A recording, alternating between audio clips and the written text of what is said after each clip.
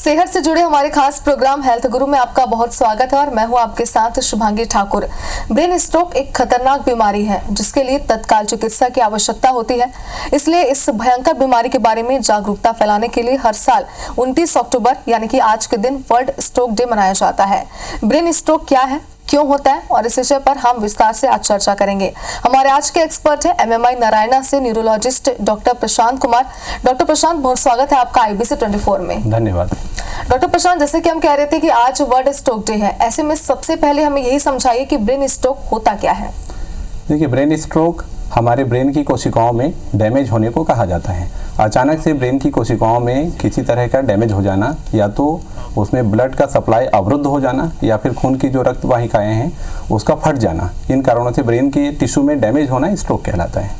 Doctor प्रशांत, ये भी समझना चाहते हैं आपसे, ब्रेन स्ट्रोक अगर होता है तो उसका हमारे ऊपर यानी कि हमारे शरीर में क्या प्रभाव पड़ता है? देखिए, ब्रेन स्ट्रोक होने से जिस भी एरिया में ब्रेन के जिस भी एरिया में डैमेज हुआ है उसका जो कार्य होता है वो प्रभावित हो जाता है। फॉर एग्जाम्पल, हम ब्रेन स्ट्रोक में जो लक्षण होते हैं उसके लिए बी फास्ट एक्रोनिम का इस्तेमाल करते हैं। बी से होता है बैलेंस।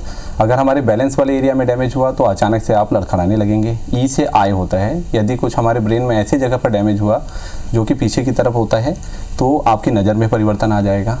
एफ से फेस होता है, अचानक से मुंह का तिरछा होना जो कि फेस वाले एरिया में डैमेज हुआ। ए से आर्म, आपका आर्म धीरे धीरे झुकने लगेगा, आप पावर स्ट्रेंथ नहीं लगा पाएंगे तो हाथ कमज़ोर हो जाएगा। एस से स्पीच, आपकी आवाज़ लड़खड़ाने लगेगी। तो ये जो है याद रखने के लिए बनाया गया है एक्रोनिम बी फास्ट। तो ये लक्षण को बहुत अच्छी तरीके से डिस्क्राइब करता है जिससे कि आप आसानी से इस्तेमाल भी कर सकते हैं। तो डॉक्टर प्रशांत, कहीं ना कहीं अगर देखें तो ब्रेन स्ट्रोक का पूरा प्रभाव हमारे पूरे शरीर पर भी पड़ता है कहीं ना कहीं, जैसे कि आपने ही बताया। लेकिन आपसे ये भी समझना चाहते हैं कि ब्रेन स्ट्रोक आने का बताया जाता है कि 3 इसके मुख्य कारण होते हैं, वो हमें समझाइए। देखिए, ब्रेन स्ट्रोक होना खून की नस जो रक्त वाहिकाएं हैं उसमें ब्लॉकेज की वजह से होता है या खून का नस फट जाना। ये तो हो गया जो मैकेनिज्म क्या है कि ब्रेन में टिश्यूज़ में कैसे डैमेज हो रहा है, ये क्यों होता है, उसे समझने के लिए रिस्क फैक्टर्स के बारे में समझना पड़ेगा। ब्रेन स्ट्रोक के लिए सबसे इम्पॉर्टेंट रिस्क फैक्टर है एज। हम सभी जानते हैं कि ब्रेन स्ट्रोक हमने देखा भी होगा आसपास में बुजुर्गों में ही ज़्यादा कॉमन होता है। ये कुछ हद तक सही है, परंतु आज के समय में डिफरेंट जीवन शैली की वजह से यंग लोगों में भी स्ट्रोक मिल रहे हैं। तो स्ट्रोक के लिए सबसे मुख्य कारण एज है। दूसरा जो प्रमुख कारण जो हमें ध्यान देने योग्य है वह है ब्लड प्रेशर, शुगर की बीमारी, अनियमित दिनचर्या, तरह तरह की एडिक्शंस, स्मोकिंग, अल्कोहल, ये सब प्रमुख कारण हैं। इसके अलावा कुछ कारणों में किसी तरह की और बीमारी जैसे सिकल सेल की बीमारी है या किसी तरह के और जेनेटिक कुछ रिस्क फैक्टर्स होते हैं जिसके बारे में हम बाद में चर्चा करेंगे, परंतु प्रमुख कारण में शुगर, ब्लड प्रेशर और अनियमित दिनचर्या शामिल है। बिल्कुल, इसलिए कहा जाता है कि अनियमित दिनचर्या में बिल्कुल भी नहीं रखनी चाहिए क्योंकि इसका पूरा प्रभाव कई तरह की बीमारियों पर और हमारे शरीर पर पड़ता है। डॉक्टर प्रशांत, एक सबसे बड़ा डर है जिसके बारे में हमने काफी सुना है कि ब्रेन स्ट्रोक से अचानक ही मौत हो सकती है। यह कितना ज्यादा सच है या मिथ है, इसके बारे में बताइए। देखिए, ब्रेन स्ट्रोक जो है उसका जो मैग्नीट्यूड होता है या जो हम उसे कहेंगे कितना सीवियर है, ये बहुत वेरी करता है। ज़्यादातर लोगों में ब्रेन स्ट्रोक जो है बहुत ही छोटे लक्षण प्रोड्यूस करता है, जैसे अचानक से आवाज़ में लड़खड़ाहट होना, अचानक से हाथ और पैर में कमजोरी आ जाना। लेकिन आपने जो पर्टिकुलर सवाल पूछा है कि इससे अचानक से डेथ भी हो सकता है, ये भी कुछ हद तक सत्य है। इसका सीधा सा जवाब है, यदि हमारे ब्रेन की कोशिकाओं में बहुत बड़ा डैमेज हो जाए, समझ लीजिए जो हमारी खून की मुख्य नस में बंद हो जाए, मुख्य नस में सप्लाई अवरुद्ध हो जाए या बड़ी नस फट गई, तो उसमें अचानक से मृत्यु भी हो सकती है। परंतु ज़्यादातर केसेज में छोटे लक्षण होते हैं जिनको मैनेज किया जा सकता है। चलिए, तो ये अच्छी राहत की बात आपने बताई कि मैनेज भी यहाँ पर किया जा सकता है। हालांकि मिथ है ये भी नहीं कहा जा सकता क्योंकि कई हद तक ये सही भी है। डॉक्टर प्रशांत, ब्रेन स्ट्रोक कितने प्रकार के होते हैं और ऐसे डॉक्टर आप ये बताइए कि कौन सा स्ट्रोक है मरीज में, ये आप कैसे पहचानते हैं? देखिए, ब्रेन स्ट्रोक के 2 ही मुख्य प्रकार हैं जो हमें समझना चाहिए। एक होता है इस्केमिक स्ट्रोक, जिसमें कि मैंने पहले भी आपको बताया कि खून की नस में ब्लॉकेज हो जाना, जो हमारी खून की रक्त वाहिकाएं हैं उसमें ब्लॉकेज हुआ, क्लॉट आ गया तो रक्त सप्लाई, जो ब्लड का सप्लाई है, ब्रेन में प्रभावित होता है, तो इसे हम इस्केमिक स्ट्रोक बोलते हैं। दूसरा होता है खून की नसें जो ब्रेन के अंदर हैं उसमें किसी वजह से वो फट जाना, जिसकी वजह से ब्रेन में जो है ब्लड लीकेज हो जाता है, जिसे हम हेमरेजिक स्ट्रोक बोलते हैं। इनके लक्षण पहचानने के लिए सामान्यतः जो हेमरेजिक स्ट्रोक होता है जिसमें ब्लीडिंग हो जाता है, वो ब्लड प्रेशर अगर हमारा ज़्यादा बढ़ा हुआ है, ब्लड प्रेशर के मरीजों में ज़्यादा होता है। दूसरा जो हेमरेजिक स्ट्रोक होता है उसमें मरीज शुरू में ही होश बहुत कम हो जाता है और उसकी सिविरिटी ज़्यादा दिखेगी और इसमें ब्लड प्रेशर ज़्यादा होगा, ऑब्वियस सी बात है। अगर हम जब भी डॉक्टर हमारा चेक करेंगे तो बीपी बढ़ा हुआ आएगा। दूसरा जो इस्केमिक स्ट्रोक होते हैं उसमें सामान्यतः लक्षण कम होते हैं, मरीज के होश में बहुत ज़्यादा परिवर्तन नहीं आता है। डॉक्टर प्रशांत, ब्रेन स्ट्रोक से हम सभी वाकिफ हैं कि ये बहुत ही खतरनाक बीमारी है, अक्सर लोग इससे डरते भी हैं इसी वजह से। आपसे ये समझना चाहते हैं कि ब्रेन स्ट्रोक से बचने के लिए हम क्या करें, इससे बचने के कुछ उपाय बताइए। देखिए, जैसे कि वर्ल्ड हेल्थ ऑर्गेनाइजेशन के हिसाब से आपने बिल्कुल सही कहा कि ब्रेन स्ट्रोक एक बहुत गंभीर प्रकार की बीमारी है और ग्लोबली अगर देखा जाए तो सेकेंड लीडिंग कॉज है। मतलब ब्रेन स्ट्रोक की वजह से डेथ जो है सेकेंड लीडिंग कॉज है, पहला कार्डियक है अभी भी। 2021 में कोविड जो है सेकेंड पोजीशन पे था और ये स्ट्रोक जो है थर्ड पोजीशन पे था। तो इससे बचने के लिए जो प्रिवेंशन है वो बहुत ही इंपॉर्टेंट है। तो जैसा कि हम कारण में ही, जैसे मैंने आपको बताया कि जो कारण है उम्र, ब्लड प्रेशर और शुगर और अनियमित दिनचर्या और एडिक्शन, अगर हम इन 5 मुख्य कारणों पे चर्चा करें तो उम्र पे तो हमारा कंट्रोल नहीं है, परंतु ब्लड प्रेशर, शुगर, इसके लिए एक ही उपाय है कि आप नियमित चेकअप कराते रहिए। आपके जो प्राइमरी केयर फिजिशियन हैं उनसे मिलते रहिए कि ब्लड प्रेशर को नियमित रूप से कंट्रोल किया जाए। दूसरा, शुगर भी वैसे ही आपको अच्छे से कंट्रोल करना है। किसी भी प्रकार के एडिक्शन से आपको बचना होगा। अगर किसी तरह के एडिक्शन के आदी हैं आप तो आपको स्टॉप करने की आवश्यकता होगी।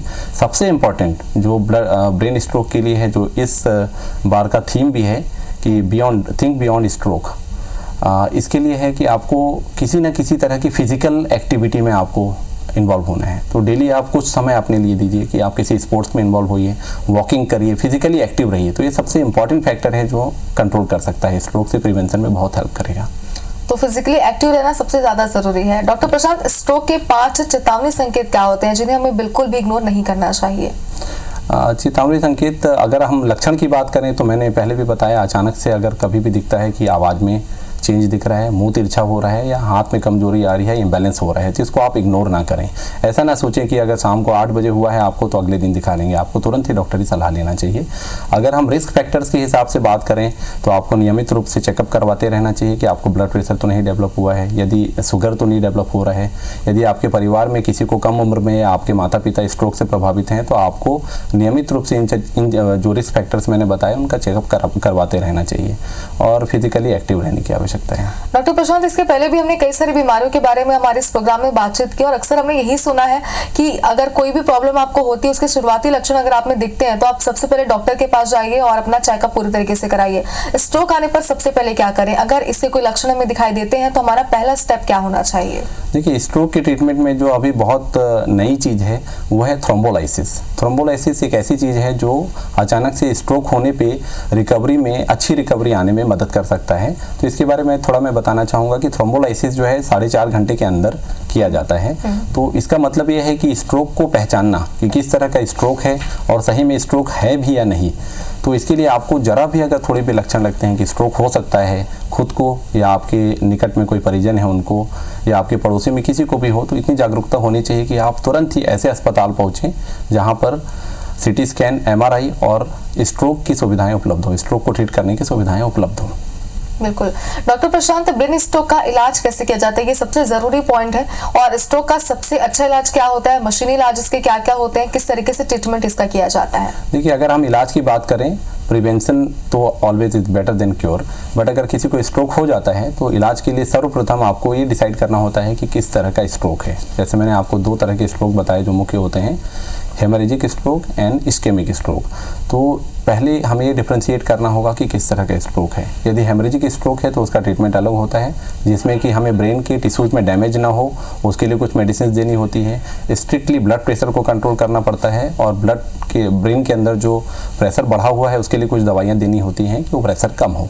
अब हम मुख्य रूप से जो इस्केमिक स्ट्रोक है इसके बारे में बात करेंगे, क्योंकि ज़्यादातर केसेज में इस्केमिक स्ट्रोक ही होता है। यदि हम 100 में से देखें तो 85% केसेज जो हमारे पास आते हैं वो इस्केमिक स्ट्रोक के होते हैं। सबसे इंपॉर्टेंट चीज़ जो यहाँ मैं मैसेज देना चाहूँगा कि 4.5 घंटे का एक गोल्डन आवर होता है। यदि किसी को स्ट्रोक सुबह 7 बजे हुआ है तो आप कोशिश करें जितनी जल्दी से जल्दी अस्पताल पहुँचें। यदि पेशेंट कोई 4.5 घंटे के अंदर पहुंच जाता है अस्पताल और उसको हमने देख लिया कि इस्केमिक स्ट्रोक है, तो उसको हम थ्रोम्बोलाइसिस कर सकते हैं। कुछ दवाइयाँ ऐसी हैं जो कि क्लॉट को डिसॉल्व करने में हेल्प करती हैं, जहाँ भी मेजर वेसल्स में ब्लॉकेज हुआ है उसको डिसॉल्व करने में हेल्प करती हैं। तो थ्रोम्बोलाइसिस जो है बहुत ही नई चीज़ है और ये अभी लगभग हर जगह ही उपलब्ध हो रहा है। तो इसके लिए सबसे पहले हमें हॉस्पिटल पहुंचना होगा थ्रोम्बोलाइसिस के लिए। अब इसके आगे की बात हम करें तो इसके बाद सपोर्टिव केयर पेशेंट को देना होता है। कुछ ब्लड थिनर्स होते हैं, वो दवाइयाँ जिसे हम इकोस्प्रिन, क्लोपिडोग्रेल के नाम से जानते हैं, और स्टैटिन होता है, ये दवाइयाँ देनी होती हैं। इसके साथ में यदि पेशेंट हमारा बहुत ज़्यादा पैर हाथ में कमजोरी है उसको, तो फिजियोथेरेपी या रिहेबिलिटेशन का पार्ट होता है। डॉक्टर प्रशांत, हमने ये भी सुना है कि स्ट्रोक के 2 स्तर होते हैं, मिनी स्ट्रोक और स्ट्रोक। इसके बारे में कुछ जानकारी दीजिए। हाँ बिल्कुल, बहुत सही सवाल है।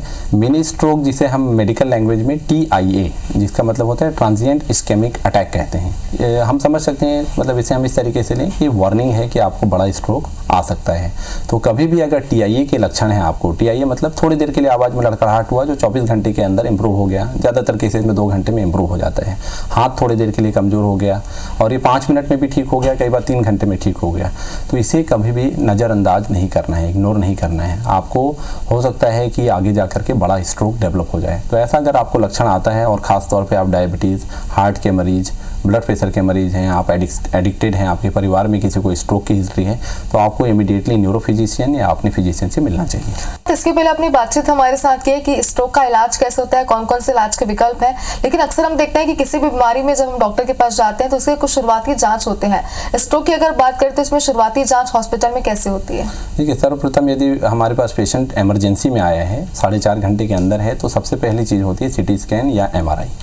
सबसे पहले जो इमरजेंसी फिजिशियन होते हैं वो वाइटल्स लेते हैं पेशेंट की, ब्लड प्रेशर कितना है, क्योंकि उससे हमें ऑब्वियसली आइडिया लग जाता है कि किस तरह का स्ट्रोक हो सकता है, मरीज की स्थिति कैसी है, होश कैसा है, कितना डेफिसिट है। ये जानने के बाद सबसे पहला जो इन्वेस्टिगेशन होता है वो CT स्कैन और MRI है, क्योंकि हमें हेल्प करता है कि किस तरह का स्ट्रोक है भी है या नहीं, क्योंकि कई बार कुछ स्ट्रोक मिमिक्स भी होते हैं, उसे हम रूल आउट कर लेते हैं और स्ट्रोक को डिसाइड करने के बाद हम ट्रीटमेंट स्टार्ट करते हैं। तो पहला इन्वेस्टिगेशन MRI और CT स्कैन ऑब्वियसली। डॉक्टर प्रशांत, आपसे भी समझना चाहते हैं, अगर MMI नारायणा की बात करें तो यहाँ पर स्ट्रोक के इलाज के लिए क्या खास हमें देखने को मिलेगा? देखिए, MMI नारायणा हॉस्पिटल जो है स्ट्रोक रेडी हॉस्पिटल है। हमारे यहाँ जो है हम लोग एज ए टीम काम करते हैं और हमारे यहाँ स्ट्रोक यूनिट है जिसमें कि neuro physicians, neuro radiologists, neuro surgeon, हमारे जो नर्सिंग स्टाफ हैं और जो इवन हमारे ward boy, they are all trained, और इसमें ट्रेंड रहते हैं कि हमें स्ट्रोक का कोई भी पेशेंट आए तो हमें इसमें टाइम बहुत इंपॉर्टेंट है। सो स्ट्रोक यूनिट का कॉन्सेप्ट हम लोगों ने बनाया हुआ है कि पेशेंट हमारे डोर पे जैसे ही इमरजेंसी डोर में आए और जैसे ही हमें पता चला कि स्ट्रोक हो सकता है तो हम कोड स्ट्रोक अनाउंस करते हैं। तो हमारे कोड स्ट्रोक में जितने भी मेंबर्स हैं, जिसमें मैंने बताया neuro physician, neuro surgeon, neuro radiologist हैं और बाकी और मेंबर्स हैं, they will all become active और वो तुरंत ही इमरजेंसी की तरफ पहुँचते हैं। और हम इससे क्या होता है, हम टाइम सेव कर पाते हैं और इमीडिएटली ये डिसाइड कर पाते हैं कि हमारे पेशेंट को थ्रोम्बोलाइसिस की ज़रूरत है क्या, और थ्रोम्बोलाइसिस से आगे मैकेनिकल इंटरवेंशन की ज़रूरत है क्या।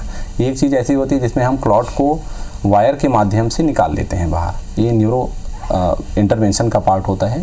तो नारायणा में ये सारी सुविधाएँ उपलब्ध हैं, इसलिए हम इसे स्ट्रोक रेडी हॉस्पिटल भी डेजिग्नेट करते हैं। बिल्कुल डॉक्टर प्रशांत, जैसे कि आपने भी कहा कि किसी भी बीमारी का सही समय पर उसे पहचान पाना, उसके कारणों का पता लगाना कितना ज़्यादा ज़रूरी होता है। लेकिन अगर बात करें बिन स्ट्रोक की, अगर सही समय पर ये पता चल जाता है, सही समय पर इलाज शुरू भी हो जाता है, तो कितने % चांसेस होते हैं कि मरीज पूरी तरीके से ठीक हो जाएगा? देखिए, एक बहुत बड़ी मिथ्या है कि स्ट्रोक ठीक नहीं होता है। तो यहाँ मैं इस चीज़ को थोड़ा हाईलाइट करना चाहूँगा कि 80% स्ट्रोक जो है वो प्रिवेंटेबल है और बहुत सारे स्ट्रोक के केसेस में अगर टाइम पर इलाज उपलब्ध कराया जाए, अगर वो थ्रोम्बोलाइसिस के कैंडिडेट हैं, थ्रोम्बोलाइसिस किया जाए, उसके बाद अगर हम ब्लड थिनर्स और जो मेडिसिन होते हैं रेगुलर, अगर हम सारी मेडिसिन देते हैं और सबसे इम्पॉर्टेंट रिहैबिलिटेशन, जो वीकनेस है उसके लिए अगर हम रिहैबिलिटेशन करते हैं, फिजियोथेरेपी अच्छे से करते हैं, तो बहुत हद तक पेशेंट्स जो है, इन माई एक्सपीरियंस, मेरे एक्सपीरियंस में 80 to 90% रिकवरी भी होते हुए देखा है। बिल्कुल, जैसे कि आप कह रहे हैं कि 80-90% अगर चांसेस ठीक होने के, तो ये बहुत ज़रूरी है कि आप सही समय पर अपना इलाज कराना शुरू कर दें। डॉक्टर प्रशांत, बिन स्ट्रोक में क्या नहीं खाना चाहिए, क्योंकि अक्सर हम देखते हैं कि जब ऐसी कोई बड़ी बीमारियां होती है तो डॉक्टर्स कई तरीके की सलाह देते हैं कि ये मत खाइए, आप उससे दूर रहिए। इसमें क्या कहना चाहेंगे? देखिए, कॉमन सेंस की बात है, हमें क्या नहीं खाना चाहिए। हमारी जो भारतीय शैली में जो खाना खाने के लिए कहा गया है कि आप घर का भोजन करिए, सात्विक भोजन करिए, बहुत ही वसा युक्त खाना नहीं खाइए, नमक नमक कम खाइए। तो यही चीज़ें मैं यहाँ पे एम्फेसाइज करना चाहूँगा। ऐसा नहीं है कि आपको हमारी लाइफ स्टाइल जो ख़राब है, हम लोग बाहर की चीज़ें खाते हैं, बहुत सारे जो हमारे फैटी फूड्स हैं, तो इन सब चीज़ों को अवॉइड करना चाहिए। बाकी अदरवाइज़ हमारे घर में जो भोजन होता है वो आप केवल इतना याद रखिए कि सात्विक भोजन, घर का बना हुआ भोजन लें। तो उसमें आपको ये ध्यान रखने की ज़रूरत नहीं है कि बाहर हमें क्या क्या चीज़ें नहीं खानी चाहिए। डॉक्टर प्रशांत, जैसे कि आपने हमें डिटेल्स तो दिया है कि स्ट्रोक क्या होता है, ब्रेन स्ट्रोक में क्या करना चाहिए, कैसे इलाज होता है, लेकिन अक्सर अगर हम आम लोगों में देखें तो हार्ट अटैक और स्ट्रोक में क्या अंतर है, ये बहुत सारे लोग डिफरेंस नहीं समझ पाते हैं। इसे कैसे आम भाषा में समझाएंगे आप? देखिए, एक और मिथ्या है, स्ट्रोक को बहुत सारे लोग हार्ट से संबंधित बीमारी समझते हैं। तो हार्ट स्ट्रोक और brain stroke, stroke word particularly use किया जाता है ब्रेन के लिए ही। तो वी कैन से कि स्ट्रोक मतलब ब्रेन में रक्त का प्रवाह कम हो जाना या रक्त के प्रवाह में बाधा आना, या तो ब्लॉक होने की वजह से या फट जाने की वजह से। तो स्ट्रोक वर्ड केवल ब्रेन में डैमेज के लिए इस्तेमाल किया जाता है। हार्ट अटैक में यही समस्याएं हार्ट में आती हैं। वहाँ ब्रेन की जो हार्ट में जो रक्त वाहिकाएँ हैं उसमें ब्लॉकेज उपलब्ध बन जाता है, जिसकी वजह से हार्ट के टिश्यूज़ को ब्लड सप्लाई कम हो जाता है और वो काम करना कम कर देती है। तो हार्ट अटैक और स्ट्रोक दोनों अलग चीज़ें हैं। स्ट्रोक ब्रेन के डैमेज को कहा जाता है, और हार्ट अटैक तो हम समझ रहे हैं कि हार्ट में डैमेज है। दोनों पूरी तरीके से डिफरेंस है यहाँ पर। डॉक्टर प्रशांत, ब्रेन डेड होना भी हमने सुना है, ये क्या होता है, कैसे होता है, इसके बारे में ज़रा बताइए। ब्रेन डेड वर्ड जो यूज़ किया जाता है, ब्रेन का फंक्शन नहीं करना। तो हमारे क्लिनिकली जब हम पेशेंट को एग्जामिन करते हैं तो ब्रेन की जो फंक्शंस होते हैं उसको किसी तरीके से देखा जाता है। तो वो अगर हम पेशेंट का एग्जामिन कर रहे हैं और वो एब्सेंट है तो हम लोग उसको लेबल करते हैं कि पेशेंट ब्रेन डेड है। तो उसमें जैसे स्पॉन्टेनियस रेस्पिरेशन देखा जाता है कि मरीज़ अपने से श्वास ले पा रहा है या नहीं, मरीज़ की पुतलियाँ काम कर रही है या नहीं, या पूरी तरीके से फैल गई हैं। कुछ रिफ्लेक्सेस होते हैं जिसे हम कॉर्नियल रिफ्लेक्स कहते हैं, और कुछ मोमेंट्स होते हैं लाइक डॉल्स आई मोमेंट। तो इन चीज़ों का यदि उस मरीज़ में कोई मतलब हमें नहीं दिख रहा है कि ये प्रेजेंट है, तो हम वैसे पेशेंट को ब्रेन डेड कहते हैं। और उसमें ऑब्वियस सी बात है कि ब्रेन काम नहीं कर रहा है, परंतु हृदय की धड़कन चल रही है। अगर बात करें स्ट्रोक की, तो जैसे कि आपने बताया कि किस तरीके से इसका ट्रीटमेंट किया जाता है, लेकिन इसके ट्रीटमेंट के बाद ब्रेन पूरी तरीके से ठीक होने में कितना समय लगता है, या शरीर पर भी कुछ प्रभाव इसके पड़ते हैं, जैसे आपने बताया कि हाथ पर भी इसका प्रभाव पड़ता है, तो ये चीज़ें पूरी तरीके से ठीक होने में कितना समय लग जाता है एक मरीज को? ये डिपेंड करता है कितना बड़ा स्ट्रोक है। यदि छोटा स्ट्रोक है तो आप 24 घंटे में भी ठीक होकर घर जा सकते हैं। अगर हम बहुत बड़े स्ट्रोक की बात करें तो 2 से 3 महीने 4 महीने भी आपको इसमें ठीक होने में लगता है। कई बार हॉस्पिटल स्टे भी 1 मंथ तक प्रोलॉन्ग हो जाता है। परंतु अल्टीमेटली जो रिकवरी डिपेंड करता है, अगर हम बड़े स्ट्रोक में बात करें, छोटे स्ट्रोक में तो आप मेडिसिन लेंगे, आप धीरे धीरे रिकवर हो जाएंगे। बड़े स्ट्रोक में बात करें तो अल्टीमेटली रिकवरी डिपेंड करता है हमारे रिहेबिलिटेशन पे। हम कितने अच्छे से फिजियोथेरेपी करते हैं, कितना अच्छा हमें ऑक्यूपेशनल थेरेपी मिलता है, हम कितने पॉजिटिव हैं, मेंटली कितने स्ट्रॉन्ग है, हमारा सोशल सपोर्ट कितना अच्छा है। तो अगर हम ये सारे सपोर्ट अच्छे हैं तो हम समझ सकते हैं कि समय के साथ बहुत अच्छी रिकवरी होती है। बड़े स्ट्रोक में कहीं ना कहीं हम इसको एक टाइम ड्यूरेशन ले सकते हैं, 4 से 6 महीने। डॉक्टर प्रशांत, ब्रेन सर्जरी के बारे में हमने पहले भी कई बार सुना है, लेकिन देखिए सबसे बड़ा सवाल इसमें लोगों का यही रहता है कि क्या ब्रेन सर्जरी के बाद एक नॉर्मल लाइफ एक पेशेंट या मरीज जी सकता है आगे? देखिए, ऑब्वियसली मैं यहाँ ये समझ पा रहा हूँ कि आप ब्रेन सर्जरी स्ट्रोक के संदर्भ में ही बात कर रहे होंगे। तो ब्रेन सर्जरी जो है स्ट्रोक में कब किया जाता है? तो जनरली स्ट्रोक में जो ब्रेन सर्जरी होता है वो हमारे ब्रेन की कोशिकाएं अगर बहुत ज़्यादा डैमेज हुई हैं तो उसके चारों तरफ सूजन जो है 24 से 48 घंटे में आने लगता है। तो ब्रेन की सर्जरी केवल इसलिए किया जाता है कि उस सूजन को एकोमोडेट होने के लिए जगह मिल जाए, क्योंकि ब्रेन जो है ना एक स्कल के अंदर है जिसके अंदर जगह लिमिटेड है, पर्याप्त नहीं है। तो जब सूजन बढ़ता है तो ब्रेन को दूसरे साइड की तरफ दबाने लगता है। एक तरफ जो राइट हाफ है वो लेफ्ट की तरफ दबाएगा, लेफ्ट हाफ है वो राइट की तरफ दबाएगा, जिस तरफ डैमेज हुआ है उसके आधार पे। तो हम जो है स्कल को कट करके बाहर निकाल देते हैं फॉर टाइम बिंग, कुछ समय के लिए। बाद में जब पेशेंट ठीक होता है उसे दोबारा लगाते हैं। तो स्ट्रोक के संदर्भ में ब्रेन सर्जरी केवल कॉम्प्लिकेशंस को प्रिवेंट करने के लिए है, वो इलाज नहीं है। जो सूजन आएगा अगर हम उसे टाइमली मैनेज नहीं करते हैं तो क्या होगा, ब्रेन जो है सूजन की वजह से नीचे की तरफ खिसक जाएगा, आंखों की पुतली फैल जाएगी और मरीज का डेथ भी हो सकता है। तो ब्रेन में सर्जरी करके हम उतना टाइम गेन करते हैं कि उसको बाहर फैलने का समय मिल जाए, और जैसे पेशेंट हमारा रिहेबिलिटेशन दवाइयों के साथ रिकवर करता है तो हम कुछ महीनों के बाद में उस स्कल को दोबारा अपनी जगह पर रख देते हैं। डॉक्टर प्रशांत, एक सबसे बड़ा मिथ भी से कह सकते हैं, हमने कई बार ये सुना है कि स्ट्रोक कई बार हो सकता है, यानी कि एक ही मरीज को अगर हुआ है ट्रीटमेंट होने के बाद क्या वो दोबारा नहीं हो सकता? दोबारा अगर हो सकता है तो कितनी बार हो सकता है? देखिए, अगर बहुत अच्छी तरीके से मेडिसिन लेंगे मैंने जितने भी रिस्क फैक्टर्स गिनाए आपको, अगर हम बहुत अच्छा कंट्रोल करते हैं तो आपको दोबारा स्ट्रोक होने का रिस्क बहुत कम हो जाता है, मिनिमल हो जाता है। मैं ये नहीं कहूँगा कि बिल्कुल नहीं होता है, क्योंकि जिसको भी एक बार स्ट्रोक हुआ है ऑब्वियसली वो हमेशा ही रिस्क पे होते हैं। परंतु ये सब चीज़ें निर्भर करती हैं कि आपके स्ट्रोक होने का कारण क्या था, तो आप उसको अच्छे से इवेलुएट करें और आप अपने रिस्क फैक्टर्स को कितने अच्छे तरीके से मैनेज करते हैं। अगर हम बहुत अच्छे तरीके से मैनेज करते हैं तो स्ट्रोक रिकरेंस होने का बहुत मिनिमल रिस्क होता है। डॉक्टर प्रशांत, जैसे कि हम पहले भी बात कर रहे थे कि आज वर्ल्ड स्ट्रोक डे है, ऐसे में लोगों को आप क्या संदेश देना चाहेंगे? देखिए, इस बार का जो वर्ल्ड स्ट्रोक डे जो प्रतिवर्ष 29 अक्टूबर को ग्लोबल लेवल पे मनाया जा रहा है, इसका थीम है फिजिकली एक्टिव रहना। और इन्होंने जो है इस बार जो है इमोशनल पावर ऑफ स्पोर्ट्स को इसका थीम बनाया हुआ है। तो मतलब समझ सकते हैं कि स्पोर्ट्स के माध्यम से हम अपने आप को एक्टिव रखें, इस बार का थीम ऐसा है। तो हमें जो है मतलब फिजिकली एक्टिव रहना है, ये बहुत इंपॉर्टेंट है। 29 अक्टूबर को इसीलिए हम मना रहे हैं वर्ल्ड स्ट्रोक के लोगों को मैं इसके लिए अवेयरनेस जागरूकता के लिए कर रहे हैं। ख़ास तौर पे प्रिवेंशन और अच्छे ट्रीटमेंट के लिए हम जागरूकता लाना चाहते हैं। तो आप फिजिकली एक्टिव रहिए, फिट रहिए, स्ट्रोक अपने आप रिस्क कम हो जाएगा। बिल्कुल डॉक्टर प्रशांत, आगे भी हमसे चर्चा करना चाहते हैं लेकिन समय की हमारे पास थोड़ी कमी है। लेकिन एक बार हम आपसे चाहते हैं कि हमारे जो दर्शक इस वक्त हमारे साथ जुड़े हुए हैं, आप सेहत को लेकर कोई अच्छी एडवाइस देना चाहें तो आप। बिल्कुल, जो स्ट्रोक से संबंधित जो हमें सबसे इम्पॉर्टेंट चीज़ है कि आप अपने रिस्क फैक्टर्स को पहचानें। आपको ब्लड प्रेशर है, शुगर है, आप किसी चीज़ के एडिक्टेड हैं, उसको आप कंट्रोल करिए, उसको बंद करिए। ब्लड प्रेशर और शुगर को बहुत अच्छा कंट्रोल करिए। रेगुलर नियमित रूप से अपना फिजिकल चेकअप करवाते रहिए। केवल बीमारी को हमें सोचना नहीं है, हमें जो है रेगुलरली आपको उसको चेकअप भी करवाना है। अगर आप अपने डाटा को देखते रहेंगे रेगुलरली कि आप किस तरीके से अपने बीपी को कंट्रोल कर रहे हैं, कितना आपका शुगर कंट्रोल है, तो इसमें आपको एक पॉजिटिव फीलिंग आएगा। और सबसे इम्पॉर्टेंट है फिजिकली एक्टिव रहिए, किसी स्पोर्ट्स एक्टिविटी में पार्ट करिए। डेली कुछ तरह के आप फिजिकली एक्टिविटी आपको करते रहना है।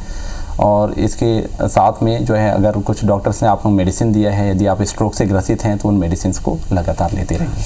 बिल्कुल डॉक्टर प्रशांत, तो सेहत का ख्याल रखना कितना ज़्यादा ज़रूरी है ये भी आपने हमें बताया। और जैसे कि आपने स्ट्रोक को लेकर विस्तार से हमारे साथ चर्चा की, इसके लिए बहुत शुक्रिया आपका हमारे साथ जुड़ने के लिए।